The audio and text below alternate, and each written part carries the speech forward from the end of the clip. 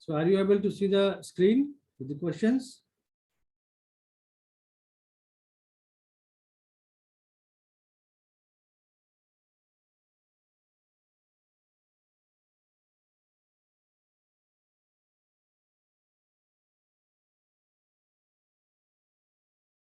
Are you able to see the question?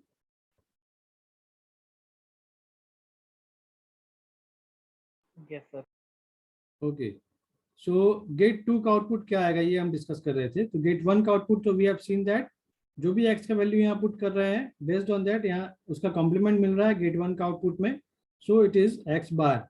Now the value of gate output of gate 2 is, so we are putting the value of x as 0. तो x का value अगर 0 put करेंगे तो x बार का value क्या मिलेगा? 1 मिलेगा. तब 0 1 के केस में x और का आउटपुट क्या आता है? 1 आता है ना.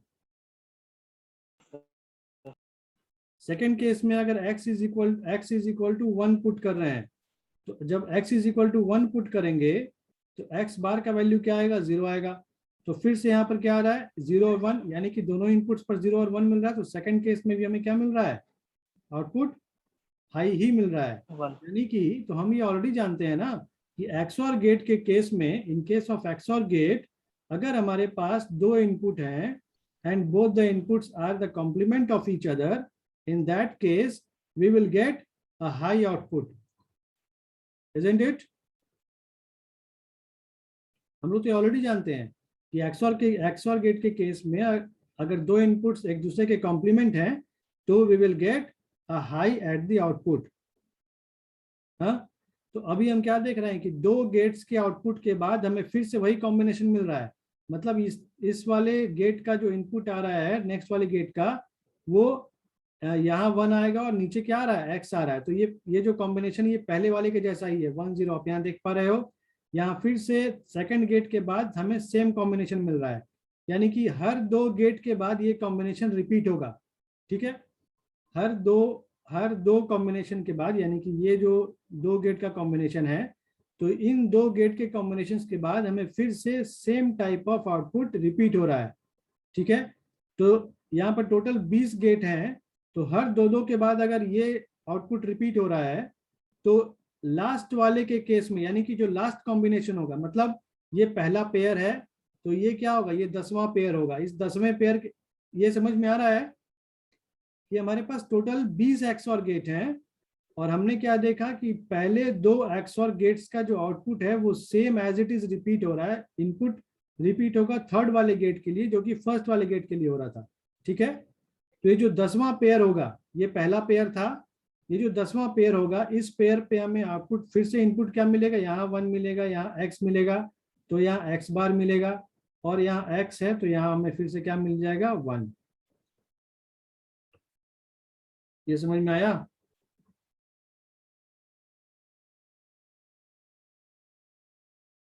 तो B will be the right answer. It is not x और it is not x bar.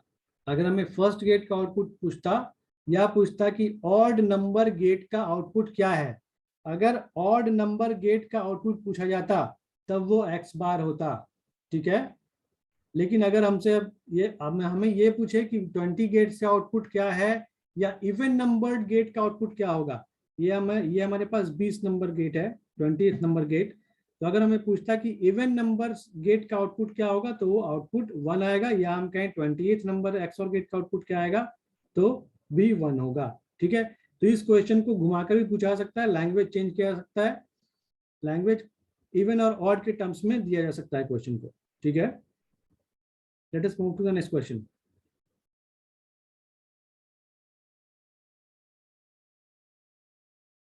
Yes, it is a good question. So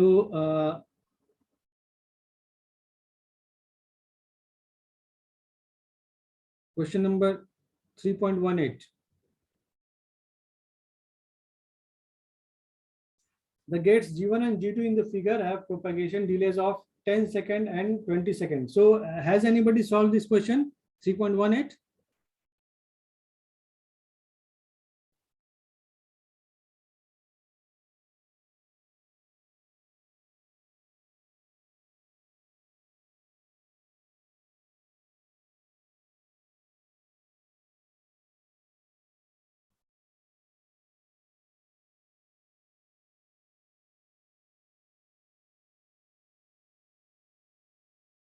okay, so am I Audible?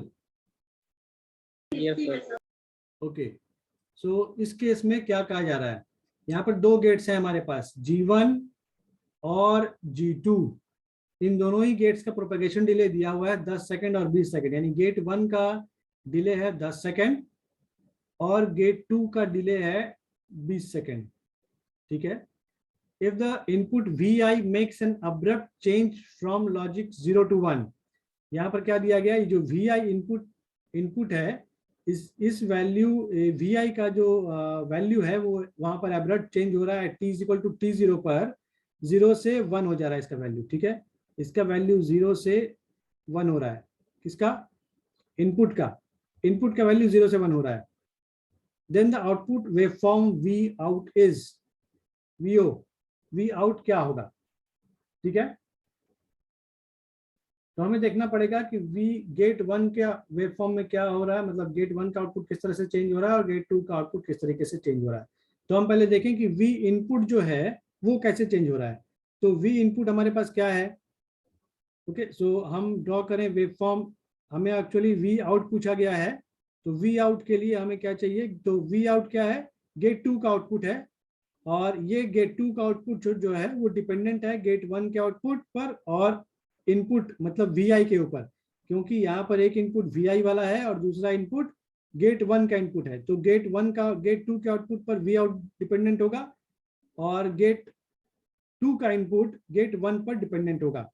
तो हम पहले vi यहाँ पर ड्रॉ कर लें, तो हमारे पास जो ग्राफ में आना चाहिए वो क्या क्या क्या दिखेगा। तो हम पहले vi ड्रॉ करें, vi के बाद हम देखेंगे गेट 1 का आउटपुट कैसे चेंज हो रहा है, ठीक, और दूसरा देखेंगे गेट 2 का आउटपुट कैसे चेंज हो रहा है। ओके, सो तो ये है vi, ये है गेट 1 का आउटपुट हम दिखाएंगे और यहाँ पर गेट 2 का आउटपुट दिखाएंगे। तो गेट 1 का जो वेवफॉर्म है वो कैसा है, अप टू टाइम t0 तक 0 है और उसके बाद क्या है, 1 है। ठीक है, ये 1 है, t0 तक 0 था, उसके बाद 1 है और इसके बाद ये 1 ही है। ठीक है, नेक्स्ट अभी क्या किया गया, गेट 1 का आउटपुट हमें देखना है। तो गेट 1 का डिले कितना है, यानी कि गेट 1 पे जो पहले से हम देख रहे हैं, जब ये vi अप्लाई नहीं किया गया उसके पहले वैल्यू 0 था। ओके, तो जब ये 0 था तो गेट 1 पे इनपुट क्या आ रहा था, गेट 1 पे इनपुट 0 0 आ रहा था जब ये 1 नहीं था तब। ओके, जब ये चेंज इनपुट में नहीं हुआ था तब। तो इन दैट केस ये 0 0 है, तो यहाँ पे XNOR गेट लगा, सॉरी नॉर गेट लगा है, it is a NOR gate.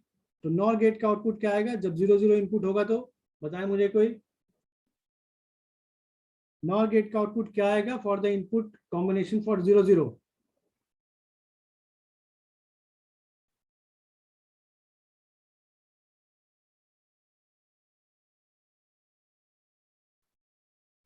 One, sir. ये 1 होगा क्योंकि ये नॉर गेट है। ठीक है, और सो ये नॉर गेट ये कहां तक होगा, okay let me draw a dashed line here. ये है t0 वाला टाइम पीरियड, ये t0 वाला इंस्टेंट है। तो t0 तक गेट 1 का आउटपुट क्या आएगा, 1 आएगा। क्यों, क्योंकि ये दोनों 0 0 है। ठीक है, और गेट 2 का आउटपुट क्या होगा, जब ये vi 1 अप्लाई नहीं किया गया उसके पहले गेट 2 का आउटपुट क्या होगा, ये 1 है और ये पहले से क्या था, vi पहले से 0 था। तो इस केस में v out One, sir. Output क्या आएगा, 1 आएगा, यानी कि One. यस। तो इसका मतलब क्या है कि before t0 the output of gate 2 and gate 1 both are high. Okay, अब at t is equal to t0 पर जैसे ही vi अप्लाई किया गया, तो okay I am deleting all these things whatever I have done here. Okay, now अभी क्या किया गया, t is equal to t0 पर इनपुट चेंज हुआ, vi चेंज हुआ, 0 से 1 हुआ। तो गेट 1 का आउटपुट कितनी देर के बाद आएगा, क्या दिया हुआ है, गेट 1 का डिले दिया हुआ 10 सेकेंड्स का। इसका मतलब है कि गेट 1 पे, अच्छा हम पहले देख लें कि जब VI 1 हो रहा है तब गेट 1 का आउटपुट क्या आएगा, ये बताएं मुझे। 0। 0। तो गेट 1 का आउटपुट 0 होगा, लेकिन कितनी देर के बाद होगा? तो ये जब जब at t is equal to T0 VI का वैल्यू चेंज हुआ तो इसके 10 सेकंड के बाद आउटपुट आएगा किसका, गेट 1 का। तो इसके 10 सेकंड के बाद, तो मान लें 10 सेकंड का टाइम, कुछ इतना टाइम है, इसके बाद क्या हो जाएगा, ये 0 हो जाएगा। ठीक है, कौन 0 हो गया? मान लें इसे T1 मान लें। ठीक है, तो let us draw it here.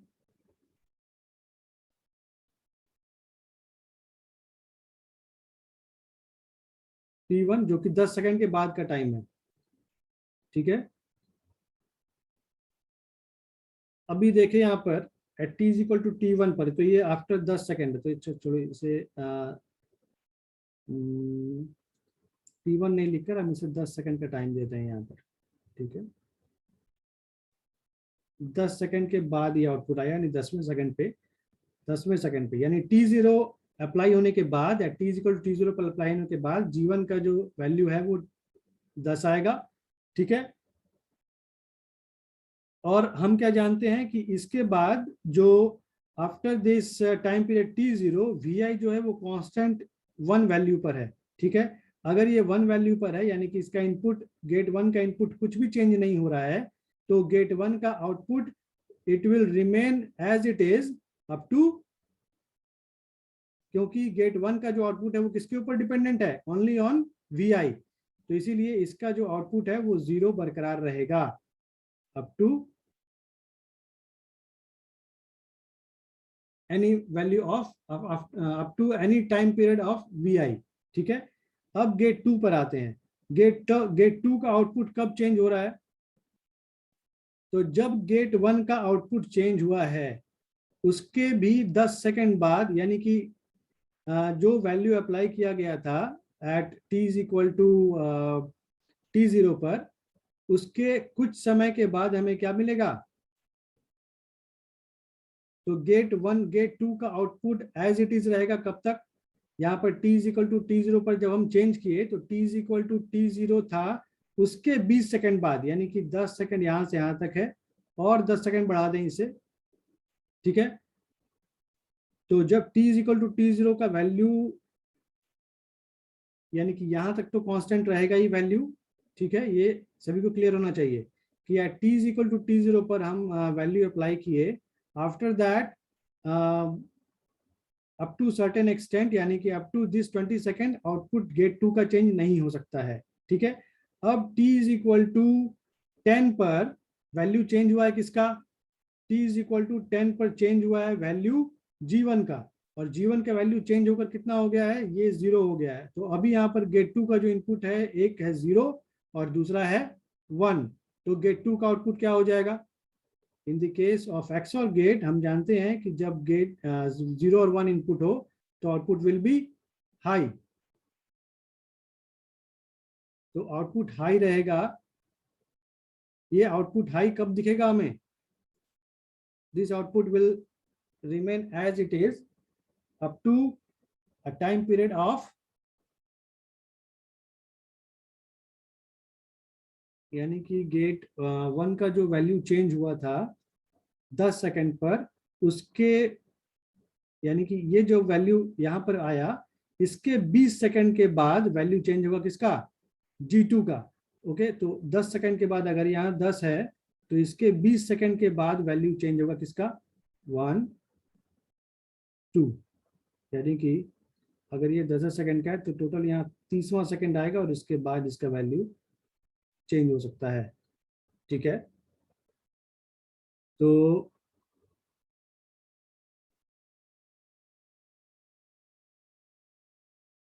यानी कि after some value it will change.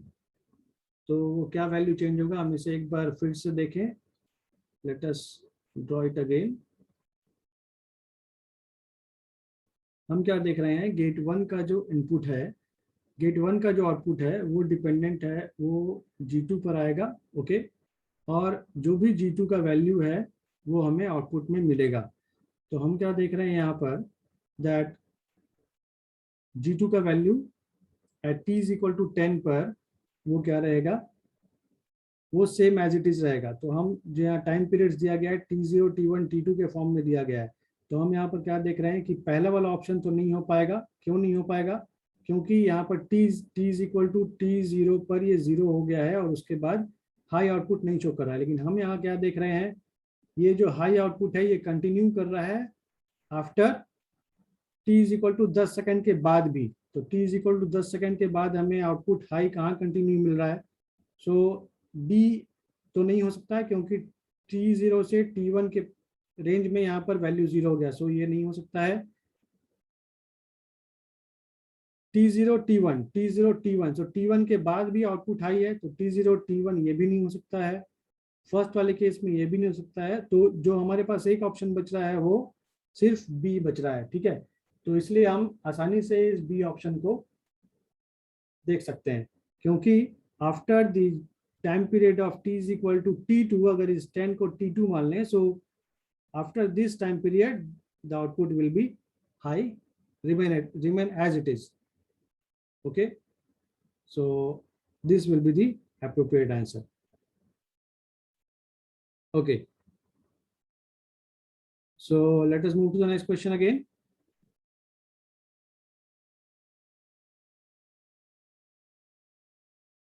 So graphical के जो questions हैं, मे बी उसमें आपको ज्यादा टाइम लगे। Yes, there is a question of TTL. There is a question of TTL. So, and we have not gone through this TTL portion. So I am eliminating, I am leaving this question for the classes.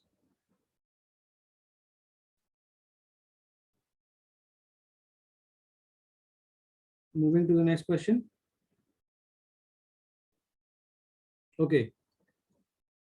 So the next question consists of the question number 3.20. The question number 3.20. Okay. So in this question, what is given that जो x और y variables हैं, okay, boolean function f है और उसके जो दो variables हैं x and y, उनको इस फॉर्म में दिखाया गया है। f00, f01, f11 का वैल्यू क्या है? तीनों का वैल्यू 1 है और f10 का वैल्यू 0 है। तो इसे अगर हम टेबुलर फॉर्म में लिखें, यानी कि ट्रूथ टेबल के फॉर्म में लिखें, तो we have two variables x and y of function f. तो फंक्शन f का वैल्यू, तो x और y का जो डिफरेंट वैल्यूज है वो क्या हो सकता है अगर इसके दो वेरिएबल्स हैं? तो या तो 0 होगा, 0 1 होगा, 1 0 होगा या 1 1 होगा। तो अभी यहाँ पर दिया गया है फॉर दी वैल्यूज ऑफ, यहाँ पर जो दिया गया f00, मतलब ये पहला वाला x का वैल्यू है और दूसरा वाला y का वैल्यू है। तो f00 के लिए, यानी कि x और y के 0 वैल्यू के लिए यहाँ पर क्या देख रहे हैं, f00, 0 1 और 1 1 तीनों के लिए आउटपुट हाई है। सो 0 के लिए, 0 1 के लिए, सॉरी सो 0 के लिए, 0 1 के लिए और 1 1 के लिए, तीनों के लिए कॉम्बिनेशन जो है वो हाई है। और f10 इज 0, f10 का वैल्यू 0 दिया हुआ है। तो अब पूछा गया है कि assuming complements of x and y are not available, x और y का कॉम्बिनेशन अवेलेबल नहीं है, मतलब उसका कॉम्प्लीमेंट्स अवेलेबल अगर नहीं है, a minimum cost solution for realizing only two input NOR and two input OR gates, each having unit cost. तो एक हमारे पास जो गेट अवेलेबल है वो है NOR गेट और दूसरा जो अवेलेबल है वो है OR gate, two input OR gate and two input NOR gate. So we have to find out the total cost. तो एक यूनिट NOR या एक यूनिट OR अगर यूज करते हैं तो एक एक यूनिट कॉस्ट अगर मान रहे हैं तो टोटल कॉस्ट कितना आएगा? तो इसके लिए हमें इस फंक्शन को रियलाइज करना पड़ेगा using NOR gate. Okay, so how we can realize that? So we can realize it, okay, so we have the function this. So हम जानते हैं कि किसी भी फंक्शन को रियलाइज करने के लिए पहले उसे सिंप्लीफाइड फॉर्म में कन्वर्ट करना होता है। So we can convert this function by using K-map and also by using the Boolean algebra. Okay, so if we have a two variable K map with x and y 0 1 0 1, so what are the combinations for which we have the output? We have combination 0 0 के लिए 1 है, तो x and y 0 0 के लिए 1 है, 0 1 के लिए 1 है, x 0 and y 1 के लिए 1 है, and 1 1 के लिए, यानी इस कॉम्बिनेशन के लिए. तो यहाँ पर हमें जो आउटपुट मिलेगा वो क्या मिलेगा? यहाँ पर जो हमें आउटपुट मिलेगा वो क्या मिलेगा? For this combination we have the output as x bar and we have another combination like this. So इस combination के लिए हमें क्या मिलेगा? y, isn't it? तो हमें जो एक्सप्रेशन मिला वो मिला x बार प्लस y. तो अब ये जो एक्सप्रेशन है इसे हमें किससे दिखाना है? हमें दिखाना है इसे 2 इनपुट नॉर गेट से और 2 इनपुट और गेट से. ठीक है, नॉट गेट अवेलेबल नहीं है हमारे पास, क्योंकि यहाँ पे ऑलरेडी क्वेश्चन में लिखा गया है that complements of x and y are not available, so we have to represent complement using a NOR gate. So हम ये जानते हैं कि नॉर गेट से अगर नॉट गेट को रिप्रेजेंट करना हो, क्योंकि यहाँ पर x बार है, तो अगर 2 इनपुट दे दें, किसका? x का 2 इनपुट अगर हम अप्लाई कर दें एक नॉर गेट में, तो हमें आउटपुट क्या मिलेगा? x बार मिलेगा. और दूसरा हमारे पास क्या है? y है. तो हमें करना क्या है? हमारे पास नॉर और गेट है. ओके, तो हम क्या करें? एक और गेट लगा दें. तो I think this question is simple question. Okay, so हमें यहाँ पे क्या मिल जाएगा? x bar plus y. So it is quite simple. So एक यूनिट मतलब 2 unit. So 2 unit will be the answer. 2 mark का क्वेश्चन है, ये 2004 का. तो सिंपल क्वेश्चन था, लेकिन आपको सिर्फ ये सिंप्लीफाई करना, एक्चुअली यहाँ पर सिंप्लीफिकेशन की जरूरत थी, क्योंकि एक्सप्रेशन, ये जो एक्सप्रेशन दिया हुआ है, मतलब ये जो वैल्यूज दिए हुए हैं, these are nothing but the value of an expression which we can easily put into the truth table. Okay, yes, is there anybody want to tell something? Okay, let us move to the next question. So question number 3.21 simple question है, आप लोग कर सकते हो आसानी से. 3.22 okay, 3.22 question number 3.22.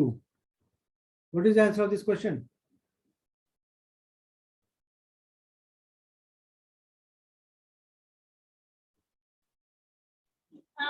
Sir A, फिर A, D. okay, नहीं, फिर D. okay, D. So how we can get that? Okay, यहाँ पर हमें पूछा गया है कि इसका आंसर क्या होगा. यहाँ पर क्वेश्चन में दिया क्या गया है? Point P in the following figure is stuck at 1. क्या दिया गया है कि पॉइंट P जो है वो stuck at 1, the output of F will be. F पता करना है. यहाँ पे सिर्फ दिया गया है कि P का वैल्यू, P जो है वो 1 पर अटक गया है, मतलब 1 पर आ गया है. तो यहाँ पर जो P का वैल्यू है वो 1 दिया हुआ है. इसका ये मतलब है कि P का वैल्यू 1 दिया हुआ है, और यहाँ पर ये एंड गेट है. ओके, सॉरी, नैंड गेट है. तो P का वैल्यू अगर 1 है तो नैंड गेट का आउटपुट क्या आएगा? नैंड गेट का आउटपुट 0 आएगा. ठीक है, और अगर एंड गेट का इनपुट अगर लो है इस, okay, so let it be as 1 2 3 4 5 6 7 8 9. Okay, gate number 5 का आउटपुट 0 है, और यही आउटपुट गेट नंबर 7 का इनपुट बन रहा है. तो गेट नंबर 7 का आउटपुट क्या होगा? क्योंकि एक नैंड गेट है और नैंड गेट का एक भी इनपुट अगर 0 होता है तो output will be high. Okay, so gate number 7 का आउटपुट हाई होगा. अभी यहाँ पर A दिया हुआ है. गेट नंबर 8 का इनपुट, गेट नंबर 8 का जो इनपुट है वो A है और 1 है, और नैंड गेट यहाँ लगा है. तो नैंड गेट का आउटपुट क्या आएगा हमारे पास? A.1 का बार, a.1 का बार means what, it is a बार, यानी कि a बार जो है वो यहाँ गेट नंबर 9 का इनपुट होगा। और हम क्या यहाँ पर देख रहे हैं, it is a NAND gate, और नैंड गेट में अगर सेम इनपुट हो, ओके, नैंड गेट में अगर दोनों इनपुट सेम हो तो output will be what, output will be x bar, यानी कि जो भी इनपुट आएगा उसका कॉम्प्लीमेंट मिलेगा। So this is nothing but this is the replacement of a NOT gate. Okay, तो ये जो नैंड गेट में same two input, same NAND gate पे क्या होता है, output will be complemented. So NAND gate के इनपुट पे, यानी गेट नंबर 9 के इनपुट पे हमें कॉम्प्लीमेंट ए कॉम्प्लीमेंट आ रहा है, तो यहाँ पर हमें क्या मिलेगा, ए कॉम्प्लीमेंट का complement A. So it is a simple question. You just had to concentrate on the question. आपको p के वैल्यू पर सिर्फ ध्यान देना था, नहीं तो अगर p के वैल्यू पर अगर आप ध्यान नहीं देंगे तो आप यहाँ पर देखते रह जाएंगे कि b और c के वैल्यूज के अकॉर्डिंग यहाँ पर क्या आउटपुट आ रहा है। सो क्वेश्चन को ध्यान से देखना होगा, ठीक है। Okay, let us move to 3.23. I think this is also a simple question, but okay, so it is a 2-mark question, so I am going to elaborate it. So has anybody got the answer of 3.23?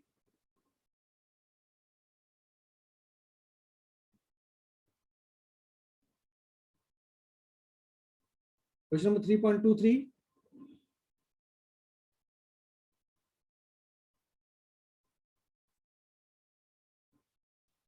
So 3.23 में already हम यहाँ पर क्या देख रहे हैं, okay, gate number 1 2 3 4, यहाँ पर सिंपली बुलियन एक्सप्रेशन पता करना है इस एक्सप्रेशन के लिए, P Q R and M1। Okay, so M1 is equal to क्या होगा, गेट नंबर 1 का आउटपुट क्या होगा, गेट नंबर 1 के आउटपुट को x से दिखाया गया है, so x should be equal to what, ये it is a NAND gate, so PQ bar, yes. Gate number 2 is an OR gate. OR gate means y is equal to p plus q. Now what is the value of z? Can anybody tell me the value of z?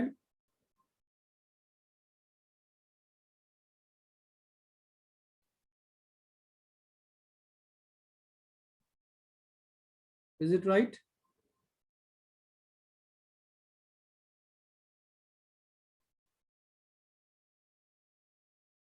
So we can elaborate it.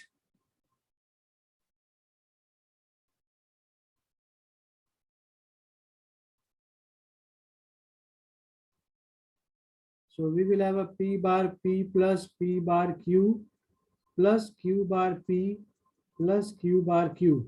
So q bar q का value 0, p bar p का value 0, हमारे पास बचा क्या, p bar q plus p q bar, तो इसका value क्या होगा, p x और q होगा, क्योंकि यहाँ पर हम देख पा रहे हैं p बार q प्लस q बार p, तो ये p x और q होगा, तो p x और q क्या हो गया, किसका वैल्यू आया, z का वैल्यू आया, यानी कि इस पूरे को हम क्या कर सकते हैं, इस पूरे को हम रिप्रेजेंट कर सकते हैं p x और q से, और यहाँ पर ऑलरेडी यहाँ पर एक और x और है, यानी कि p x और q,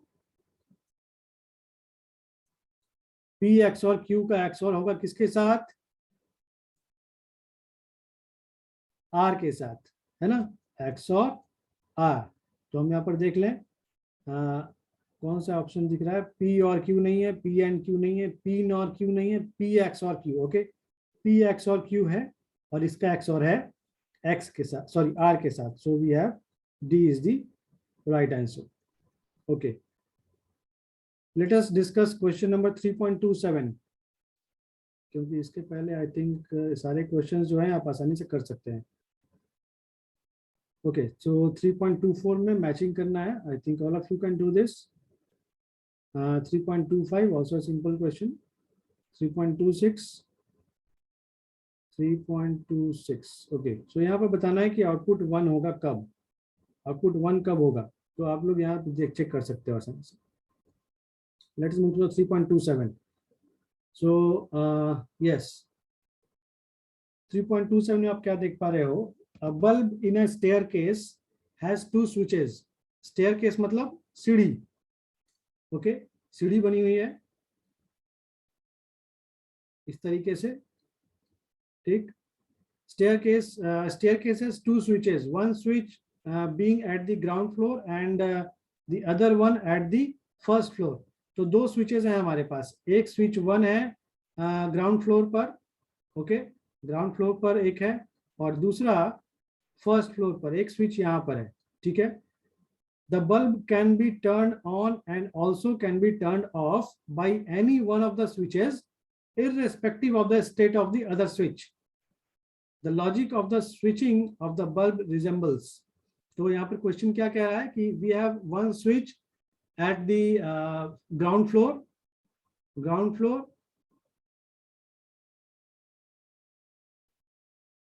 and one switch at the first floor, okay. और कहीं एक बल्ब लगा है, तो उस बल्ब को ऑन या ऑफ करना है by using any one of the switches. मान लें कि हम यहाँ से ग्राउंड फ्लोर से बल्ब स्विच को ऑन करके चले और हमें यहाँ पर जाके ऑफ करना है, तो यहाँ से ऑफ हो जाए, ठीक है। और दूसरे कंडीशन में मान लें यहाँ से स्विच को ऑन किए, मतलब ग्राउंड फ्लोर से स्विच को ऑफ किए और यहाँ से ऑन करें, तो यही में बताना है कि कौन सा गेट हम यहाँ पर लगाए कि ये जो हमारा पर्पस है वो फॉलो अप हो जाए। यानी कि नीचे से या ऊपर से कहीं से भी हम स्विच को ऑन या ऑफ, यानी कि बल्ब को ऑन या ऑफ कर सकते हैं। We have a bulb, so we have to blow this bulb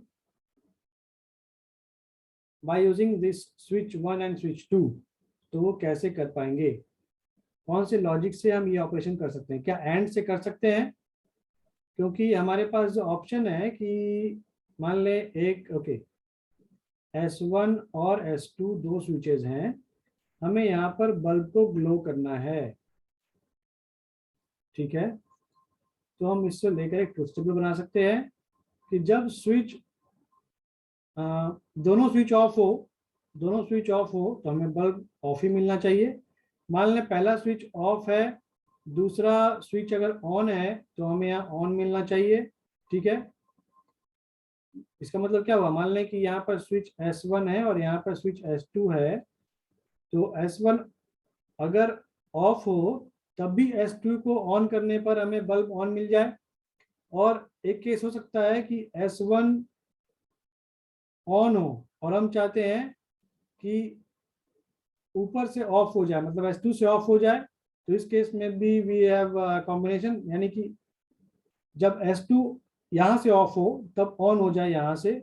और लास्ट केस 1-1 वाला केस आता है, तो हमें ये देखना है कि ये क्या और गेट से हो पाएगा, और गेट से हो जाएगा क्या? लग तो रहा है और गेट से हो सकता है ये, क्योंकि और गेट की प्रॉपर्टी क्या होती है कि दोनों स्विच में से अगर एक स्विच, दोनों में से कोई एक स्विच ऑन हो तो हमें आउटपुट में हाई मिलता है, मतलब आउटपुट ऑन मिलेगा। तो can anybody tell me the answer, which is the most appropriate answer? अच्छा, और गेट के केस में S1 और S2 अगर दोनों ऑन हो तब क्या होगा? और गेट के केस में हमें ये क्या मिलेगा, हाई मिलेगा। इसका मतलब क्या है कि यहाँ पर इस केस में जब दोनों ही स्विच ऑन हो तब हमें ऑन मिले, और दोनों ही स्विच जब ऑफ हो तब हमें क्या मिले, दोनों ही स्विच ऑफ हो तब हमें क्या मिले, ऑफ मिले, इजंट इट? तो दोनों ही स्विच ऑफ हो तब हमें ऑफ मिलना चाहिए, वो तो ऑब्वियस है। दोनों ही स्विच ऑन हो तब इस केस में क्या करेंगे हम? मान लें कि यहाँ से स्विच ऑन करें, ग्राउंड फ्लोर से स्विच को ऑन करें और फर्स्ट फ्लोर से भी स्विच को ऑन कर दें, तो हम क्या देखना चाहेंगे यहाँ पर? एक्चुअली हमारा मोटो क्या है, स्विच वन और स्विच 2 लगाने का मोटो क्या है? स्विच 1 और स्विच 2 जब दोनों ही स्विचेस हम लगा रहे हैं तो उन दोनों ही स्विचेस को लगाने के बाद हमारे पास हमारा मोटो क्या है कि जब 1 से ऑफ है तो 2 से ऑन हो जाए, और अगर 2 से ऑफ हो तो 1 से ऑन हो जाए। ठीक है, और जब दोनों ही ऑन हो, यानी कि दोनों ही जब 1 1 हो, तब भी यहाँ क्या दिखा रहा है? 1 ही दिखा रहा है। सो this is the limitation of और गेट। ये और गेट का लिमिटेशन है।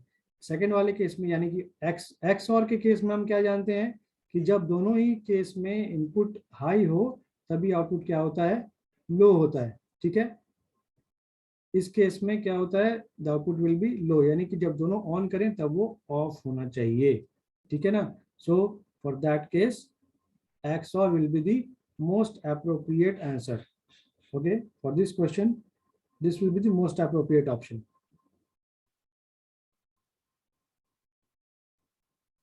Okay, so now we can move to the next question. Sir, Yes. sir, Yes. sir, on case sir clear नहीं हो रहा है सर। सर अभी जो पीपीएफ क्वेश्चन कराया सर, Just उसमें अगर दोनों स्विच ही ऑन हो तो फिर कैसे होगा? actually जो मोटो है वो क्या है? यहाँ पर क्या कहा गया है? that there are two switches and the bulb can be turned on and also can be turned off by any one of the switches irrespective of the state of the other switch. Okay, पहला switch on हो या of हो, वो दूसरे से on या of होना चाहिए, दूसरे पर डिपेंडेंट नहीं होना चाहिए। ठीक है, तो in the case of XOR gate का जो ट्रुथ टेबल है क्या है? 0 0 0 1 1 0 1 1। XOR अगर एक भी इनपुट हाई होता है तो 1 देता है, मतलब कि डिफरेंट इनपुट पे 1 देता है। XOR hello 0 1 1 0। Okay, and here it is. और अगर और गेट लेते हैं तो और गेट में हमें क्या मिलता है? 1 1 सॉरी, और गेट में हमें ये मिलता है, इजंट इट? और गेट के अलावा और हमारे पास क्या ऑप्शंस हैं? एंड है और नैंड है, तो एंड का भी आउटपुट ले लेते हैं। एंड में हमें क्या मिलता है? 0 0 0 1 मिलता है। नैंड में क्या मिलता है? नैंड में मिलता है 1 1 1 0। ओके, तो हम यहाँ देख पा रहे हैं कि ये दो, यानी कि एंड और नैंड, तो दोनों ही ऑप्शंस पॉसिबल नहीं है। ठीक है, क्योंकि मोस्ट ऑफ द केसेस में वो ऑफ है या ऑन है। ठीक, अब हमारे पास दो ऑप्शंस है, और एंड एक्सऑर। तो एक्सऑर में हम क्या देख रहे हैं कि पहले वाले यानी कि दोनों ऑफ हो और दोनों ऑन हो, तो इससे हमें कोई लेना देना नहीं है। हमें कहाँ से मतलब है? सिर्फ जीरो, मतलब क्या ही, दोनों में से अल्टरनेटिवली हाई और लो होना चाहिए। तो यहाँ पर लास्ट वाले केस के लिए यहाँ पर ये बहुत ज्यादा फॉलोअप नहीं देखने को मिल रहा है। ठीक है, इन दोनों ही केस में हमें यहाँ पर ऑफ मिल रहा है, और यहाँ पर इस पर्टिकुलर केस के लिए हमें सिर्फ ऑन या ऑफ चाहिए। ठीक है, तो हमारा जो मोस्ट पॉसिबल ऑप्शंस है वो यहीं से मिल रहा है। यहाँ पे एक केस में 0 है और एक केस में 1 है। ठीक है, ये नहीं होना चाहिए, क्योंकि एक केस में ऑन मिल रहा है, एक केस में ऑफ मिल रहा है। ठीक,